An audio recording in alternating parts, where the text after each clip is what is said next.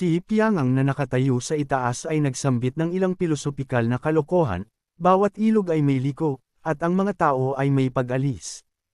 Huwag kang mag-alala sa maliliit na bagay. Pagkatapos ay lumingon siya, ang kanyang protagonist aura ay nagniningning ng mas maliwanag kaysa dati.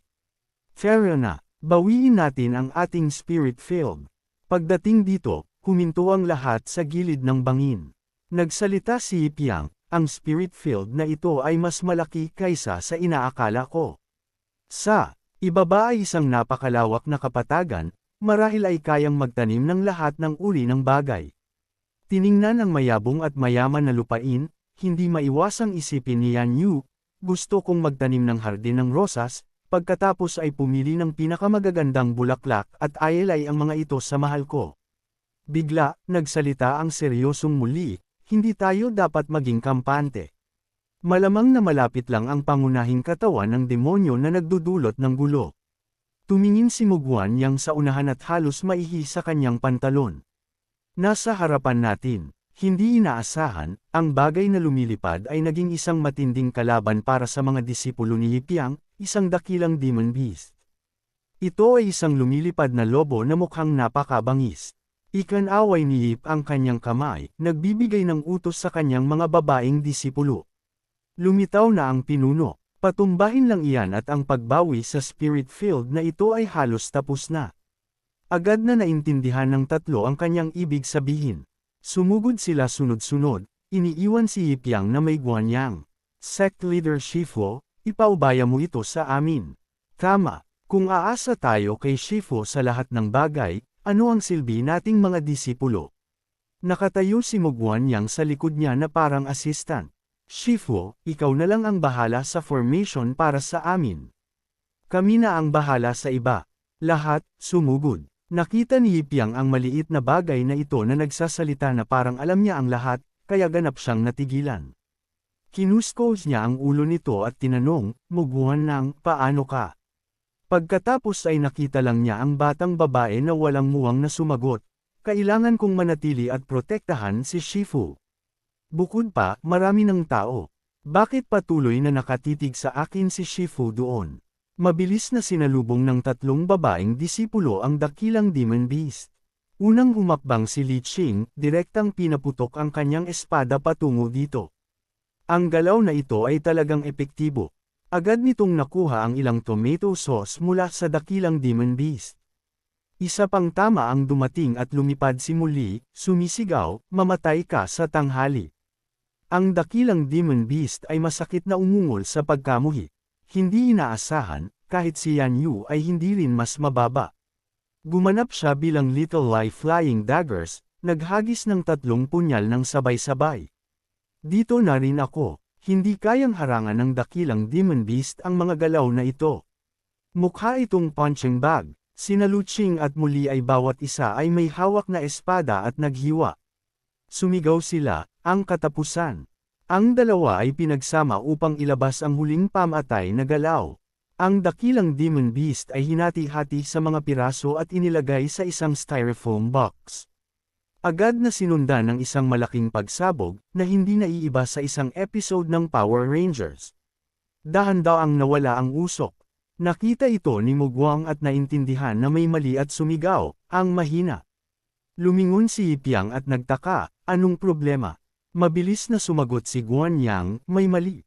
Pagkatapos ng nakamamanghang pagsabog, mukhang natakot si Yan Yu. Ang dakilang demon beast ay nabuhay muli sa harap nila. Hindi inaasahan ng tatlo ang lahat at binulalas nila, buhay na naman. Bago sila makapag-react, sumugod ito, naghahanda para sa mas malaking paghihiganti. Naramdaman ni Mugwan Yipiang na may mali mula pa sa malayo. Sumigaw siya, takbo, bumalik, ngunit huli na ang lahat. Hindi nakaiwas si Li Qing at nasample ng sobrang lakas na nakakita siya ng mga bituin. Ang bilis ng bagay na iyon kaysa sa inakala natin. Mabilis siyang bumalik upang kumuha ng momentum. Pagkatapos, bam! Bumalik siya sa pag-atake sa mukha ng demon beast. Sige, ito na. Tumalon siya ng baliw hanggang sa tuktok ng ulo nito, nagpaplano na tapusin ito sa isang galaw. Bigla, sumigaw si Mugwan Yang na parang nakakita ng multo. Lumabas na ganap na pinagtatawanan ng Demon Beast si Lu Qing mula sa simula, kaya kumain si Lu Qing ng isa pa. Sa ganitong bilis, mawawala na siya. Nakatayo lang si Yipiang na nagulantang, nakikita ang kanyang harem na winawasak sa ibaba. Lahat ay nagpapanik, sumisigaw ng kanyang pangalan, Lu Qing. Galit na galit si Nu Yu, sumugod, naghagis ng 3 punyal, bumalik ka. Bigla lang inactivate ng Demon Beast ang isang skill, umaungol ng baliw. Lubos na nagulo si Nu Yu at hindi na niya mahawakan ang kanyang mga punyal, basta na lang dumulas ang mga ito. Nakatitig si Mei, hindi na makatiis, at sumigaw, Sean. Ang punyal na kanyang ibinaba ay sinipsip ng kakaibang puwersa, lumilipad ng sobrang bilis. Ang punyal ay lumipad ng diretso sa kamay ni Yipiang. Habang malapit nang tapusin ng Demon Beast sina Mei at Nu Yu, hindi na napigilan ni Yipiang at sumugod ng buong bilis. Nag-iwan pa siya ng mahaba at maliwanag na bakas sa likod niya. Sobrang kinakabahan si Mugwan. Oh crap, nagkamali ng malaki. Makakarating kaya si Shifu sa oras? Doon, hirap na hirap si Mei na hilahin si Nu Yu palabas ng mga kuko ng Demon Beast. Nang malapit nang lumala ang sitwasyon, lumitaw si Lu Qing, pinuprotektahan silang dalawa. Kayong dalawa, umalis na kayo. Haharangan ko ito. Ang mga matatalas na kuko ay malapit nang abutin si Lu Qing. Pagkatapos, bam! Isang splash ng tomato sauce. Lumaki ang mga mata ni muli sa takot. Sina Mei at Mugwanyang ay sabay-sabay na sumigaw ng kanyang pangalan, Linger. Ngunit dumating si Yipiang sa tamang oras, sumasaksak gamit ang punyal. Ang kanilang takot ay naging lubos na gulat. Dumating si Yipiang sa tamang oras at gumawa din siya ng kalasag upang protektahan si Lu Qing. Masasabi na galit siya. Sa wakas, nagsalita si Yipiang, nang ahas kang hawakan ng aking disipulo. Gusto mong mamatay o ano? Pagkatapos matamaan ng galaw ni Yip, natigilan ang Demon Beast at pagkatapos ay, puff. Sumabog ito, walang iniwan kundi usok. Tahimik na ang lahat ngayon, si Yipiang lang at ang kanyang harem. Nanginginig pa rin si Miles, sumisigaw sa gulat, salamat sa Diyos, narito si Master. Sumingit si Lu Qing, sumasang-ayon, nakakatakot iyon. Ang mga halimaw ay patuloy na nag-i-evolve ng automatiko. Sa malayo, sumigaw ng babala si Mugwang, tingnan mo sa unahan. Lumalaki na naman. Tumingin ang lahat at nakita na hindi lang ito mas malaki ngayon, kundi mas mabangis din. Kumpiyansang humakbang si Yipiang, idineklara, lalaruin ko ito. Natapos siyang magsalita at lumundag pasulong sa isang iglap. Ngunit habang sumugod siya, 2 pang halimaw ang lumitaw sa magkabilang panig. Sumigaw si Munang sa takot, binabalaan si Yipiang, Master, mag-ingat ka. 2 pa sa likod mo. Ngunit nanatili siyang nakatutok sa paglipad patungo sa pinakamalaki. Umungol ang halimaw. Nagniningning ang espada ni Yip. Sumugod siya at sa ilang hiwa ay matagumpay na natamba ang isa sa kanila. Pagkatapos ay sumugod ang isa pa. Malakas na nilibak ni Yipiang, masyadong mabagal ang galaw ng pangalawa. Magaan na lumundag si Yipiang, nagtitipon ng bola ng kapangyarihan sa kanyang natitirang kamay. Pagkatapos ay ibinato niya ito ng diretsyo sa halimaw, matagumpay na tinapos ang pangalawa. Sumulyap si Yipiang sa huli, sumisigaw, huli na. Huwag kang tumakbo. Hindi pa niya nasasabi iyan. Nag-teleport na siya sa harap nito, na nagpatakot dito. Naglabas siya ng sipa at lumabas ang kuryente na nagdulot ng matinding sakit sa Magical Beast. Sa wakas, pinapalipad ni Yipiang ito pabalik sa kagubatan sa malayo. Bukod pa rito, bumagsak ito sa ilang bato at tumalbog na parang pinball. Nababasag ang mga bato at napuno ng alikabok at usok ang hangin. Nakahiga ang dakilang demonic beast sa isang tumpok, isa na lang ngayong pangalan. Lubos na. Natigilan ang mga babaeng disipulo nang makita iyon. Sumigaw sila sa hindi makapaniwala, tapos na. Ligtas na tayo, ngunit nanatiling seryoso si Lu Qing, nagbabala ng tensyonado, hindi. Hindi pa lumalabas ang tunay nitong anyo. Hindi tayo dapat maging kampante. Isang kidlat ang lumitaw. Kung mas malaki ang anyo nito, mas nakakatakot ang kapangyarihan nito. Nagsimulang basag ang lupa sa ilalim nito. Ang mga basag na bato ay sinamahan ng isang lubhang mabangis na tawa. Lahat ng babaeng disipulo ay ngayon ay natigilan, hindi sigurado kung anong kalamidad ang darating. Isang pares ng maliwanag na mata ang lumitaw sa ibaba. Ibinuka nito ang bibig, inilalabas ang matatalas ng ngipin at 1,000 taon ng hiningaang nabuhay. Ito ang tunay na anyo ng dakilang demonyo, tiyak na mas kahanga-hanga. Nagsalita ito, "Ako, ang iyong ama, ang magsisiguro na mamatay ka ng walang libingan." Takot na takot sina Lu Qing at Guanyang. Nako, ito ang Shi Changao, isang haunted deck level spirit beast na nagdudulot ng gulo.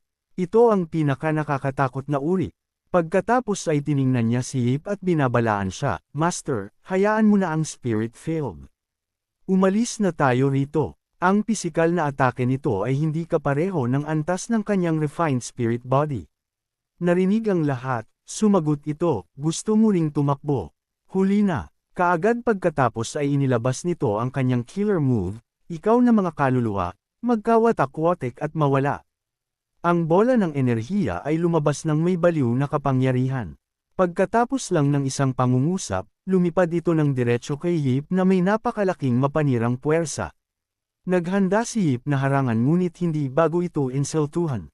Insert incoherent mumbling.